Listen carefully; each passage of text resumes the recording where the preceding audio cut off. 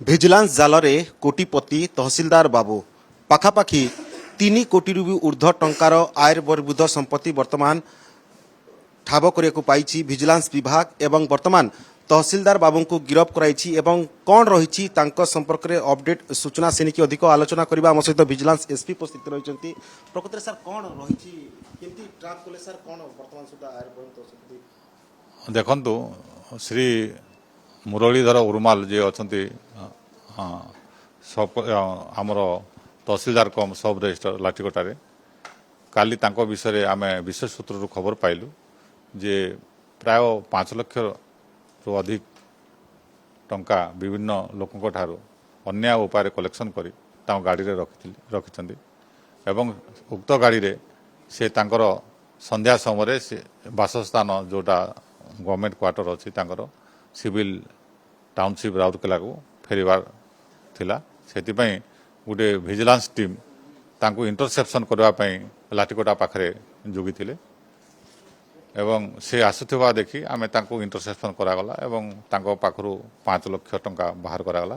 ସେ 5 ଲକ୍ଷ ଟଙ୍କାର କିଛି ସନ୍ତୋଷଜନକ କୈଫିୟତ ଦେଇପାରିନଥିଲେ ଏବଂ ସେଥିପାଇଁ ତାଙ୍କୁ ସେ ଟଙ୍କା ଜବତ କରାଗଲା ଏବଂ ଗୋଟେ ରାଉରକେଲା ଭିଜିଲାନ୍ସରେ DA କେସ୍ ଗୋଟେ ତାଙ୍କ ନାଁରେ ଆୟ ବହିର୍ଭୂତ ଠୁଳ ମାମଲାରେ ଗୋଟେ 9/26 କେସ୍ ହେଇଛି।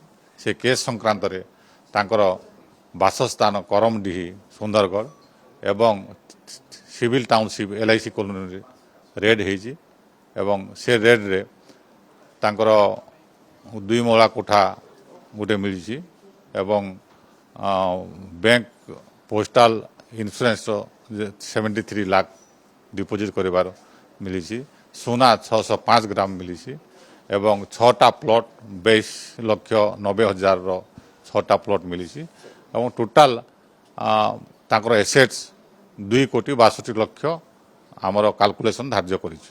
ସାର୍, ପ୍ରକୃତରେ ତହସିଲଦାର ବାବୁଙ୍କ ନାଁରେ ପୂର୍ବ ମଧ୍ୟ ଅନେକ ଅଭିଯୋଗ ଆସିଛି। ପ୍ରକୃତରେ କେଉଁ ବାବଦକୁ ଏସବୁ ଲାଞ୍ଚ କାରବାର ଚାଲିଥିଲା, ସେ ନେଇକି ଭିଜିଲାନ୍ସ କ'ଣ ପଦକ୍ଷେପ? ଦେଖନ୍ତୁ, ଆମର ତାଙ୍କୁ ଯେହେତୁ ଆମେ ବିଶେଷ ସୂତ୍ରରୁ ଖବର ଆସେ ସେଥିପାଇଁ ଆମର ଭିଜିଲାନ୍ସ ତାଙ୍କ ଉପରେ କନଫିଡେନ୍ସିଆଲି ଇନକ୍ୱାରି ରଖିଥିଲେ, ନଜର ରଖିଥିଲେ ତାଙ୍କର ଆକ୍ଟିଭିଟିଜ୍ ଉପରେ ଏବଂ ସେ ମଧ୍ୟ ସେ ଏରିଆରେ ବ୍ୟାଡଲି ରେପୁଟେସନ୍ ତାଙ୍କର ଥିଲା। ସେଥିପାଇଁ ଭିଜିଲାନ୍ସ ତାଙ୍କ ପାଖରେ ତୀକ୍ଷ୍ଣ ନଜର ଥିଲା ଏବଂ କାଲି ଖବର ପାଇଲା ପରେ, ପକ୍କା ଖବର ପାଇଲା ପରେ ଆମେ ସକ୍ସେସ୍ ହେଇଛୁ।